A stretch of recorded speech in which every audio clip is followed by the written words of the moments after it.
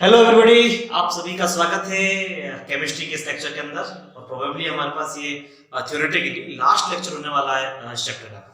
ठीक है, चलिए एंजॉय करते हैं फटाफट। क्या है आज हमारे पास टॉपिक? आज का जो टॉपिक हमारे पास पढ़ने के लिए है वो है abnormal molecular mass and quantum factor. ठीक है, अब इन चीजों की बात कब की जाती है उनके बारे में थोड़ा सोचना शुरू करते हैं। तो कॉन्सेप्ट शुरू होता है आपके पास क्वालिटेटिव प्रॉपर्टीज से। और क्वालिटेटिव प्रॉपर्टीज क्या कहती हैं? सर ऐसा कि वो सारी प्रॉपर्टीज जो डिपेंड करती है number of moles of solute के ऊपर। समझ में आ रही बात? अच्छा, तो मेरे पास सीधी सी बात ऐसा है कि कौन कौन सी है ये क्वालिटेटिव प्रॉपर्टीज? मैंने कहा 4 हैं। कौन कौन सी? मैंने कहा सर ऐसा है कि पहला जो आता है वो आता है relative lowering of vapour pressure. दूसरा मेरे पास आता है elevation in boiling point. Third मेरे पास depression in freezing point. Fourth मेरे पास है ऑस्मोटिक प्रेशर। तो मैंने कहा वेपर प्रेशर कम हो जाता है सॉल्यूशन के कारण, है ना। सॉल्वेंट का आपके पास जो अपना वेपर प्रेशर है, ठीक है, और फिर आपने क्या किया, उसके अंदर सॉल्यूट ऐड किया, तो सॉल्यूशन बनाया, तो वेपर प्रेशर कम हो जाता है। उसके बाद हम बात करते हैं बॉइलिंग पॉइंट का। तो हम बोलते हैं ऐसा है कि सॉल्यूशन बनाने पर आपके पास बॉइलिंग पॉइंट इंक्रीज हो जाता है, जबकि फ्रीजिंग पॉइंट हो जाता है डिक्रीज। ऑस्मोटिक प्रेशर के लिए बात की जाए तो ऑस्मोटिक प्रेशर इंक्रीज हो जाता है। अच्छा, एक फैक्ट याद रखिएगा। फैक्ट ये कहता है कि आपके पास जो होता है कि अगर मेरे पास 4 जो मेरे पास क्वालिटेटिव प्रॉपर्टीज हैं, अगर मुझे मॉलिक्यूलर मास कैलकुलेट करना है तो द मोस्ट सुटेबल अगर क्वालिटेटिव प्रॉपर्टी जो है वो है मेरे पास कौन सी? ऑस्मोटिक प्रेशर हुआ करती है। ठीक है, तो अब बात करते हैं यहाँ पर इसके ऊपर आपके पास एब्नॉर्मल मॉलिक्यूलर मास क्या होता है। तो बेसिकली हम बात करते हैं कि मेरे पास जो रिलेशन आता है qualitative properties and molecular mass के बीच में, तो वो कुछ ऐसा है कि वो आपको असम्पशंस के ऊपर बेस्ड होता है।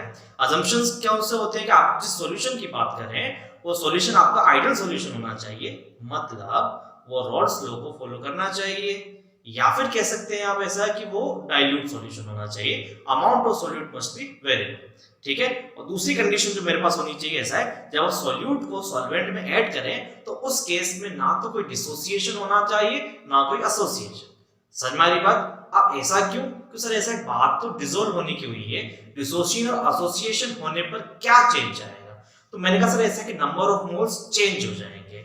कैसे चेंज हो जाएंगे? मैंने कहा डिसोसिएशन हो गया, मतलब मेरे पास एक चीज थी जैसे कि NaCl वाटर के अंदर डिसॉल्व किया, Na+ अलग, Cl- अलग।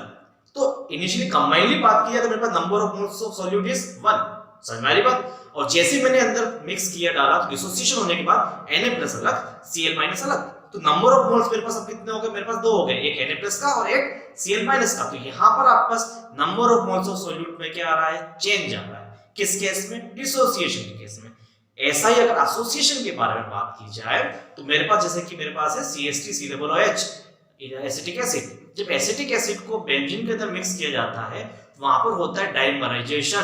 डाइमराइजेशन क्या होता है? Dimerisation association of 2 molecules. 2 molecules आपके पास क्या हो जाते हैं? एसोसिएट हो जाते हैं। समझ में आ रही बात? तो इंडिविजुअली अगर बात की जाए तो इनिशियली आपके पास क्या थे? 2 मोल्स थे या 2 मॉलिक्यूल्स थे आपके पास। किसके? आपके पास इथेनिक एसिड के। चलिए, इथेनिक एसिड के जब मैंने मिक्स किया, सॉल्यूशन बनाया, तो क्या होगा? दोनों आपस में क्या होगा? कंबाइन हो गए।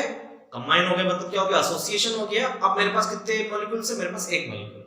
तो यहां पर नंबर ऑफ मॉलिक्यूल्स मेरे पास क्या हो गए? डिक्रीज हो गए। तो यहां पर दिक्कत आएगी क्योंकि मेरे पास नंबर ऑफ मॉलिक्यूल्स कम हो गए, तो क्वालिटेटिव प्रॉपर्टीज की वैल्यू भी क्या होनी चाहिए? कम होनी चाहिए। तो ये जो बहुत ही बड़े मेजर फैक्टर्स हैं जो आप क्या करते हैं, ऐसा है कि आपके पास क्वालिटेटिव प्रॉपर्टीज की वैल्यू को अफेक्ट करते हैं, है ना। और अगर मैं किसी भी क्वालिटेटिव प्रॉपर्टीज की बात करूं, जैसे कि मैंने सपोज लिया delta T, elevation in boiling point, है ना, इसका जो फॉर्मूला हुआ करता है Kb into W2 into 1000 divided by M2 into W1। Majorly qualitative property का अगर एप्लीकेशन की बात की जाए तो मेरे पास अगर सॉल्यूट अननोन है तो उसका मोलर मास या मॉलिक्यूलर मास निकालने के लिए इसका यूज किया जाता है। समझ में आ रही बात? अच्छा, ये जो चीज आपके पास आ रही है एक्चुअली क्या है? नंबर ऑफ मोल्स है ना, गिवन मास इन ग्राम अपॉन मोलर मास, है ना। तो अगर मेरे पास ऐसा है कि डेल्टा टीबी में चेंज हुआ, जैसे नंबर ऑफ मोल्स में चेंज आया, क्यों चेंज आया? एसोसिएशन और डिसोसिएशन के कारण नंबर ऑफ मोल्स में चेंज आया। तो ये अगर आपके पास ऐसा नंबर ऑफ मोल्स डिक्रीज हो गए तो डेल्टा टीबी भी डिक्रीज होगा, और नंबर ऑफ मोल्स आपके पास इंक्रीज हो गए तो ये भी बढ़ेगा। पर एक्चुअली ऐसा है कि कैलकुलेशन में जब हम बात करते हैं तो आपके पास तो कांस्टेंट वैल्यू आने वाली है ना। पर अगर ऐसा जो आइडियल सॉल्यूशन की होनी चाहिए, पर अगर एसोसिएशन और डिसोसिएशन हो गया है तो जो आप वैल्यूज ऑब्जर्व करते हैं तो ऑब्जर्व वैल्यू थोड़ी सी डिफरेंट आती है। तो जो ऑब्जर्व आपके पास मॉलिक्यूलर मास है ना, वो कहलाता है आपका एबनॉर्मल मॉलिक्यूलर मास। समझ में आ रही बात? एबनॉर्मल मॉलिक्यूलर मास क्या है? नंबर ऑफ मोल्स के अंदर चेंज आ जाता है। किस कारण से? एसोसिएशन और डिसोसिएशन के कारण से। इस कारण से क्या होता है आपके पास ऐसा है कि हम बोलते हैं कि मॉलिक्यूलर मास अगर मैं कैलकुलेट करूं उस हिसाब से, है ना, तो मेरे पास जो वो निकल के observe value of molecular mass जो निकल के आएगा उस केस में वो क्या होगा? डिफरेंट होगा कैलकुलेटेड से। उसको हम क्या बोलते हैं? एबनॉर्मल मॉलिक्यूलर मास बोलते हैं। क्या बोलते हैं? Abnormal molecular mass. अगर कॉन्सेप्ट की बात की जाए तो हम यहाँ पर बोलते हैं सर ऐसा है कि मैंने यहाँ पर वही लिखा है कि अगर आपके पास ये assumptions वैलिड नहीं है देन ऑब्जर्व्ड क्वालिटेटिव प्रॉपर्टीज जो हुआ करती हैं वो डिफरेंट हुआ करती हैं किससे? कैलकुलेटेड क्वालिटेटिव प्रॉपर्टीज से। और ऐसा क्यों होता है? क्योंकि ऐसा है कि एसोसिएशन हो जाता है या फिर क्या हो जाता है? डिसोसिएशन हो जाता है। किसके अंदर? आपके पास सॉल्यूशन के अंदर, है ना। तो ये चीज आप विशेष तौर से ध्यान रखेंगे, है ना। अब इसके बाद जो आपके पास जो कॉन्सेप्ट आता है मेजरली, है ना, तो वो कॉन्सेप्ट क्या कहता है? ध्यान से समझिएगा कि मेरे पास एसोसिएशन है। तो एसोसिएशन का जो मैंने एग्जांपल जो दिया था वो मेरे पास क्या था? जैसे कि मेरे पास CH3COOH क्या है? CH3COOH, इसके दो मॉलिक्यूल्स इस तरह से मेरे पास ऐसा है कि सॉल्यूशन में जाने के बाद इस तरह से एसोसिएट हो जाएंगे। समझ आ रही बात? इस तरह से डिसोसिएशन की बात की जाए तो मैं अब बोलूंगा NaCl, वाटर में किसी सॉल्वेंट में डिसॉल्व किया, वाटर के अंदर डिसॉल्व किया, तो ये बन जाएगा आपके पास Na+ और Cl-, तो ये आपका डिसोसिएशन। तो यहाँ पर आपके पास क्या हो गया? नंबर ऑफ मोल्स बढ़ गए। तो यहाँ पर नंबर ऑफ मोल्स बढ़ गए तो इससे आपको क्वालिटेटिव प्रॉपर्टीज की जो वैल्यू है वो आपके पास क्या हो जाएगी? बढ़ जाएगी। जबकि इस केस में क्वालिटेटिव प्रॉपर्टीज की वैल्यू क्या हो जाती है? डिक्रीज हो जाती है। क्या हो जाती है? डिक्रीज हो जाती है। किस केस में? आपके पास एसोसिएशन के केस में। ऐसा क्यों होता है? अगर आपको पूछा जाए तो आप कहेंगे कि सर ऐसा एसोसिएशन होने के कारण आपके नंबर ऑफ मोल्स क्या हो जाते हैं? कम हो जाते हैं। इस कारण से ऐसा हुआ करता है। ठीक है, ठीक है। तो हम क्या बोल सकते हैं ऐसा कि एक चीज तो यहाँ पर आपके पास क्या होता है कि क्वालिटेटिव प्रॉपर्टीज जो होती है, अगर कौन सी भी क्वालिटेटिव प्रॉपर्टीज की बात की जाए तो वो मॉलिक्यूलर मास के क्या होती है? इनवर्सली प्रोपोर्शनल हुआ करती है। तो अगर मेरे पास एसोसिएशन की बात की जाए तो क्वालिटेटिव प्रॉपर्टीज आपकी डिक्रीज हुई है, तो ये डिक्रीज हुआ है तो आपके पास ऐसा है कि मोलर मास जो हो जाएगा वो क्या हो जाएगा? इंक्रीज हो जाएगा। समझ में आ रही बात? और in case of dissociation qualitative properties increase हो जाती है ना, तो आपके पास मॉलिक्यूलर मास जो है वो क्या हो जाएगा? आपके पास डिक्रीज हो जाएगा, है ना। हम बात कर रहे हैं आपके सॉल्यूट की, तो आप प्लीज M2 मेंशन करेंगे। क्या मेंशन करेंगे? M2, जो कि किसको स्टैंड करता है? जो आपके सॉल्यूट के लिए बात हम करते हैं। समझ में आ रही बात? कोई दिक्कत इसके अंदर? क्लियर है? चलिए, है ना। अब बात करेंगे वन टॉप फैक्टर के ऊपर। वन टॉप फैक्टर क्या होता है? ये हम बात करते हैं एक ऐसी टर्म है, ऐसी फिजिकल क्वांटिटी है जो रिलेट करती है observed value of qualitative properties with calculated value of qualitative properties. तो आप जो ऑब्जर्व कर रहे हैं, है ना, डिसोसिएशन और एसोसिएशन के कारण आपस वैल्यू जो डिफरेंट आई है, ऑब्जर्व्ड वैल्यू है ना, तो वो वैल्यू या फिर एबनॉर्मल वैल्यू जो मेरे पास आ रही है उसका क्या रिलेशन होता है कैलकुलेटेड के साथ में, उस रेशियो को हम क्या बोलते हैं? One top factor. अच्छा, एक चीज ध्यान रखिएगा, अगर मेरे पास ऑब्जर्व्ड वैल्यू की वैल्यू ज्यादा है तो वन टॉप फैक्टर की वैल्यू भी क्या आएगी? ज्यादा आएगी। और अगर मेरे पास ऑब्जर्व्ड वैल्यू कम आ रही है तो वन टॉप फैक्टर की वैल्यू भी क्या आएगी? कम। अब ध्यान से देखिएगा मेरे पास ऐसा, तो मेरे पास क्या वन टॉप फैक्टर की बात की जाए तो it's ratio of normal molecular mass with the abnormal molecular mass. Abnormal molecular mass को बोल सकते हैं ऑब्जर्व्ड मॉलिक्यूलर मास, है ना। अब आपको पता ही है भी क्वालिटेटिव प्रॉपर्टीज और मॉलिक्यूलर मास का रिलेशन इनवर्सली प्रोपोर्शनल का चलता है। तो यहाँ पे जो नॉर्मल जो आया है वो कैलकुलेटेड के लिए स्टैंड कर रहा है और ऑब्जर्व्ड जो है वो यहाँ पर आपके पास जो आएगा, है ना, मॉलिक्यूलर मास है, तो उसके इनवर्स की अगर बात करेंगे तो ऑब्जर्व्ड क्वालिटेटिव प्रॉपर्टीज आपको न्यूमरेटर में आ जाएगी, कैलकुलेटेड डिवाइड में आएगी। तो वन टॉप फैक्टर की एक और डेफिनेशन होती है जो हम बोल सकते हैं, it is defined as observed qualitative properties, ratio of observed qualitative properties with the calculated value of qualitative properties. ठीक है। अगर मुझे इन टर्म्स ऑफ डिसोसिएशन, मतलब ऐसा अगर आपको बताओ एक्सटेंट ऑफ डिसोसिएशन कितना है, एक्सटेंट ऑफ एसोसिएशन कितना है, उस टर्म में भी हम डिफाइन कर सकते हैं किस तरह से? इस तरह से। तो वन टॉप फैक्टर का एक और मेरे पास आता है number of moles after dissociation और association, divided by number of moles before dissociation or association. In short, we can write it as Na upon Nb. Na upon Nb. A upon B. याद रखिए, A means after, B means before. समझ में आ रही बात? तो ये चीज आप विशेष तौर से ध्यान रखिएगा बेसिकली, ठीक है। तो क्या कर सकते हैं, ध्यान से देखिए। तो मेरे पास अगर ऐसा है कि मेरे पास आइडियल सॉल्यूशन है, मतलब मेरे पास ऐसा जो मेरे असम्पशंस जो थे वो पूरी तरह से वैलिड है, तो मेरे पास ऑब्जर्व्ड कोलिगेटिव प्रॉपर्टीज और कैलकुलेटेड कोलिगेटिव प्रॉपर्टीज दोनों की वैल्यू सेम आएगी। सेम आएगी तो क्वांटम फैक्टर मेरे पास आ जाएगा 1। तो इन केस ऑफ डिसोसिएशन और एसोसिएशन, डिसोसिएशन में नंबर ऑफ मोल्स बढ़ जाते हैं। क्या बढ़ जाते हैं? नंबर ऑफ मोल्स बढ़ जाते हैं। तो आपके पास एक ऑब्जर्व्ड जो मेरे पास वैल्यू आएगी उसकी वैल्यू भी ज्यादा हो जाएगी, तो क्वांटम फैक्टर 1 से ज्यादा आएगा, है ना। जबकि एसोसिएशन में कम हो जाएगा 1 से, समझते हैं उसको भी इंडिविजुअली, है ना। तो बेसिकली सबसे पहले हम बात करें किसकी, आप बताइए। तो सबसे पहले बात करें किसका? डिसोसिएशन की कर लेते हैं। किसकी बात करते हैं? डिसोसिएशन की, ठीक है। तो डिसोसिएशन, है ना। तो इन केस डिसोसिएशन मैंने बोला था quantum factor is always greater than 1। How can we say? तो सर ऐसा है कि डिसोसिएशन के दौरान क्या होता है, जैसे कि मैंने एक एग्जांपल लिया, ध्यान से समझिएगा कि मेरे पास NaCl है। क्या है? NaCl है, और उसको मैंने वाटर में डिसॉल्व किया तो वो डिसोसिएशन हो गया, डिसोसिएट हो गया Na+ और Cl- में। तो इनिशियली मेरे पास क्या थे, नंबर ऑफ मोल्स कितने थे? मेरे पास 1 थे। NaCl कंबाइन की बात करेंगे, after dissociation it becomes 2 Na+ and Cl-, क्योंकि नंबर ऑफ मोल्स बढ़ गए हैं तो आपके पास क्या हो जाएगा, कोलिगेटिव प्रॉपर्टी की वैल्यू बढ़ जाएगी, और कोलिगेटिव प्रॉपर्टी की वैल्यू बढ़ गई मतलब ऑब्जर्व वैल्यू बढ़ गई, तो क्वांटम फैक्टर की वैल्यू आपके पास क्या हो जाएगी, इंक्रीज हो जाएगी। समझ में आ रही बात? इंक्रीज हो जाएगी मतलब ऐसा है कि आइडियल केस में मेरे पास 1 आ रही थी, तो क्वांटम फैक्टर मेरे पास ग्रेटर देन क्या आएगा, 1 आएगा। समझ में आ रही बात? चलिए, तो अब बात करें सर ऐसा इस केस के लिए, how can we relate quantum factor for dissociation, किस तरह से निकालें?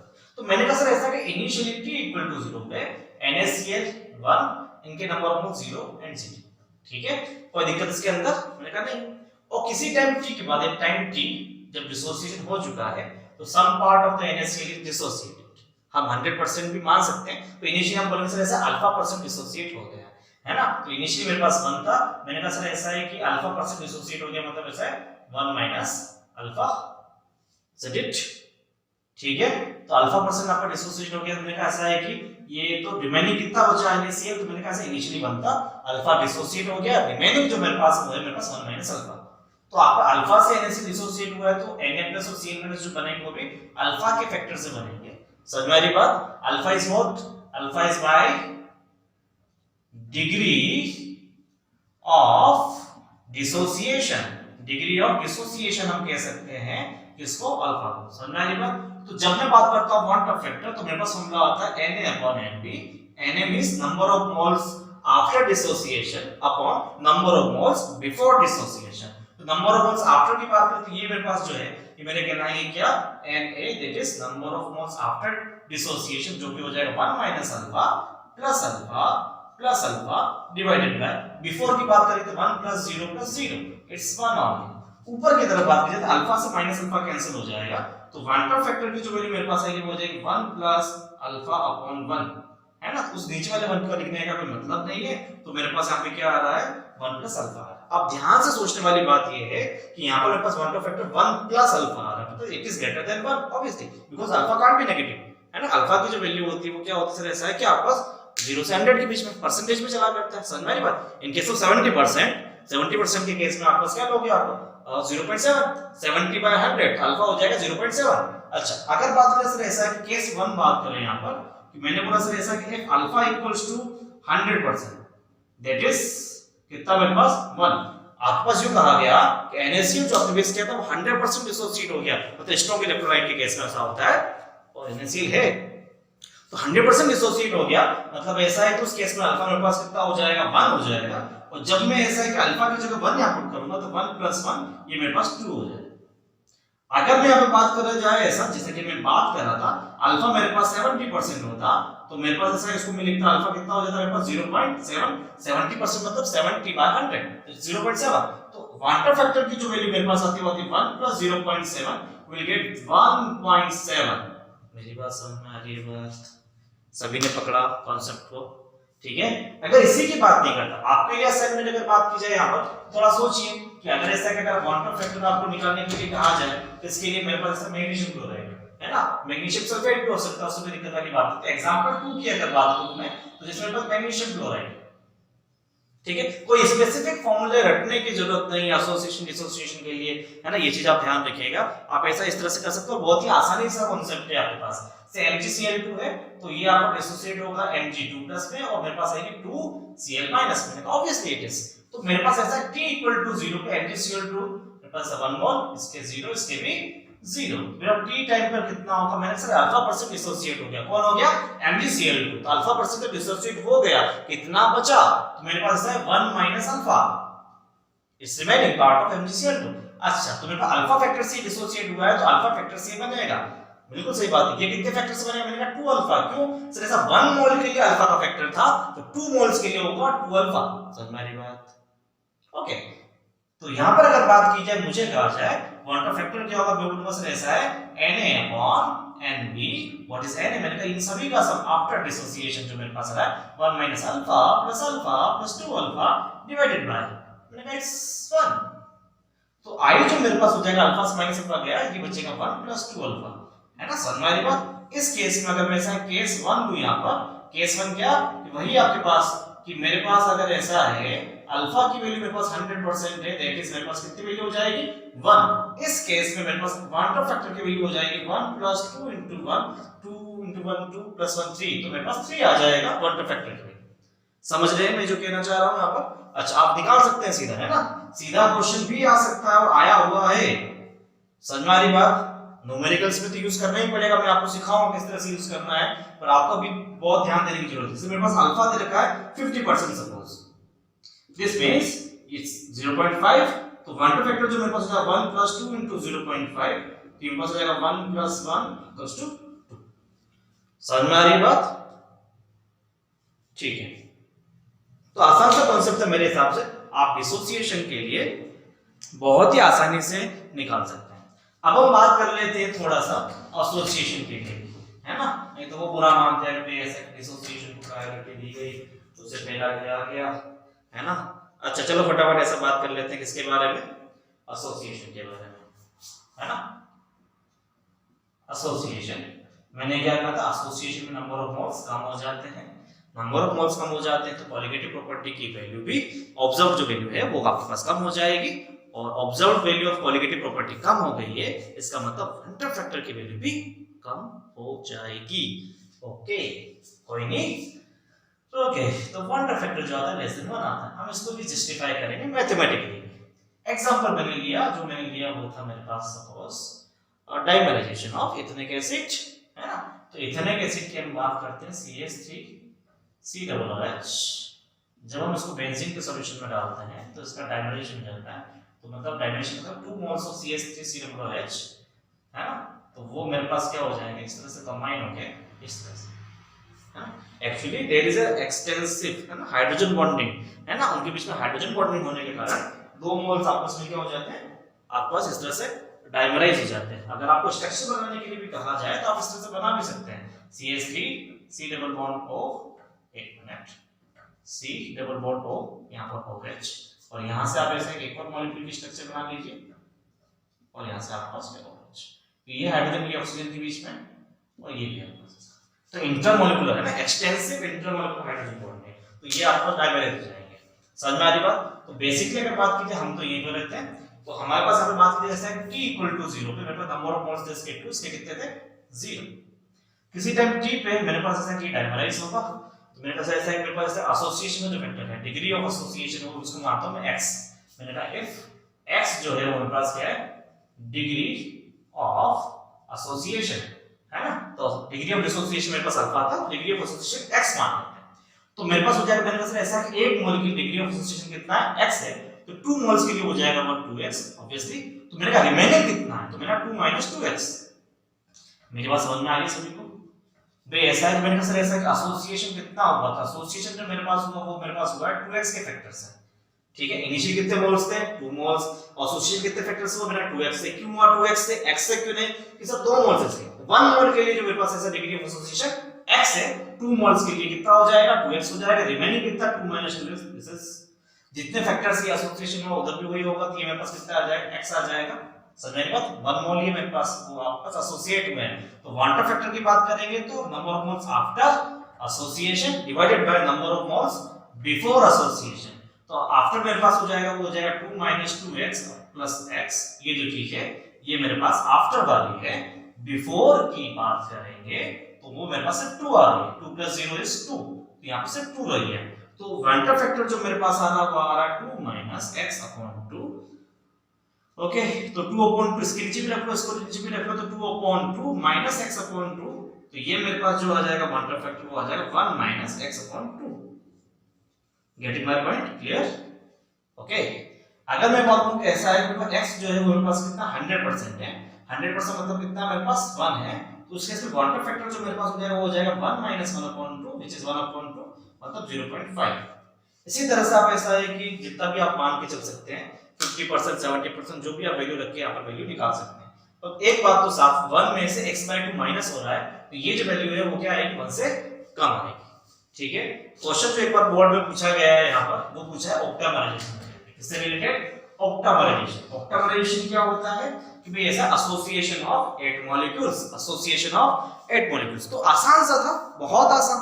क्या करना था, मैंने सर ऐसा है कि 8a ले लिए, a इज एनी मॉलिक्यूल, और ऐसा है कि एसोसिएशन की मान वो हो जाएगी भाई ऐसा 8। तो मैंने बोला था t इक्वल टू 0 पे भाई साहब के 8 मोल्स थे, इनके थे 0। तो किसी टाइम t पे अगर बात की जाए तो मैंने सर ऐसा 8 माइनस 8x, तो मेरा एसोसिएशन कितने से होगा मेरे पास, मैंने कहा एसोसिएशन जो हो रहा है वो 8x के फैक्टर से हो रहा है, तो रिमेनिंग कितना 8 माइनस 8x, जितने फैक्टर से एसोसिएट हुआ है उतने फैक्टर से आपके पास क्या जाएगा, उधर भी बनेगा आपके पास फॉर्मेशन 8, तो वो आपके पास क्या है x आएगा, 1 मोल, ये तो सिर्फ x है।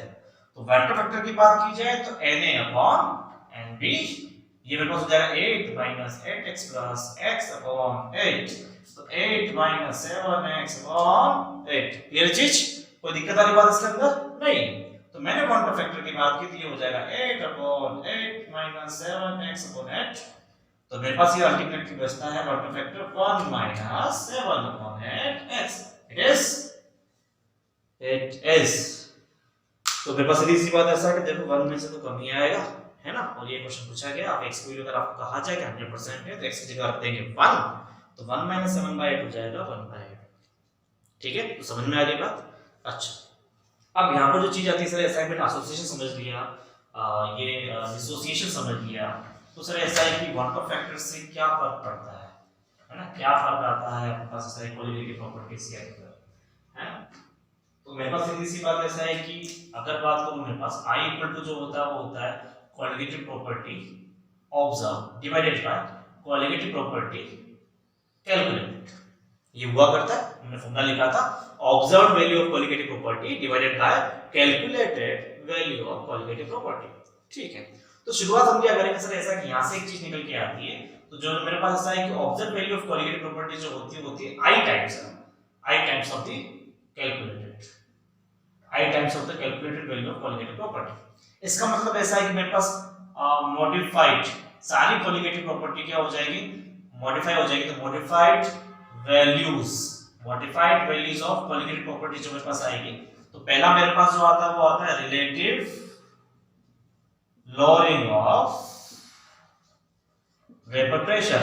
तो वेपर प्रेशर की वैल्यू क्या हो जाती है, अगर आपका डिक्रीज हो जाती है तो उस केस में आपका ऐसा है कि मॉडिफाइड वैल्यू क्या आएगी मेरे पास, तो हम यहाँ पे लिखते हैं pi naught minus pi divided by pi naught is equals to I is what qualitative quantum factor, और मेरे पास यहाँ पे आ जाएगा यहाँ पे x, जिसको हम लिख सकते हैं further I n2 upon n1, जिसको फर्दर अपने हिसाब से लिख सकते हैं। दूसरा जो मेरे पास आता है वो मेरे पास होता है कौन सा, एलिवेशन इन बॉइलिंग पॉइंट। क्या होता है, एलिवेशन इन बॉइलिंग पॉइंट, तो उसके अंदर भी चेंज आएगा, उसको हम लिखते हैं किस तरह से, delta TB is equals to I KBM। ये भी इस तरह से मॉडिफाई हो जाएगा। ठीक है, जो आपका एक्सटेंडेड फार्मूला है वो भी आप ऐसा है कि m की जगह m की वैल्यू डालेंगे, आपके पास आ जाएगा। In the same way third जो मेरे पास आती है वो आती है डिप्रेशन इन फ्रीजिंग पॉइंट। तो वो जो मेरे पास होता है वो मेरे पास होता है delta TF is equals to I KF M, और फोर्थ जो मेरे पास है वो है ऑस्मोटिक प्रेशर, तो वो भी जो हो जाएगा वो हो जाएगा बस I equal to I C R T. तो ये आपको सारी वैल्यूज है जिसके अंदर आपको क्या होता है I का मल्टीप्लिकेशन फैक्टर लग जाता है इस तरह से। ठीक है, तो आप ये चीज याद रखेंगे आई होप। ठीक है, अच्छे तरीके से पढ़िए, चैप्टर की आपका थ्योरेटिकली समाप्त हो चुका है लगभग, है ना। तो मेरे हिसाब से ऐसा जितनी भी चीजें हैं आप रिवाइज करिए। कमेंट सेक्शन में डाउट्स व्हाट्सएप पे जो भी आपको लगता है, जिस भी तरह से लगता है आप डाउट पूछ सकते हैं। नेक्स्ट क्लास में हम इसके ऊपर कुछ क्वेश्चंस करेंगे, हो सकेगा तो बोर्ड के कर लेंगे, उसके बाद फिर ऐसा है कि नीट और जेईई के क्वेश्चंस फिर यहाँ पर कर लीजिए। ठीक है, चलो।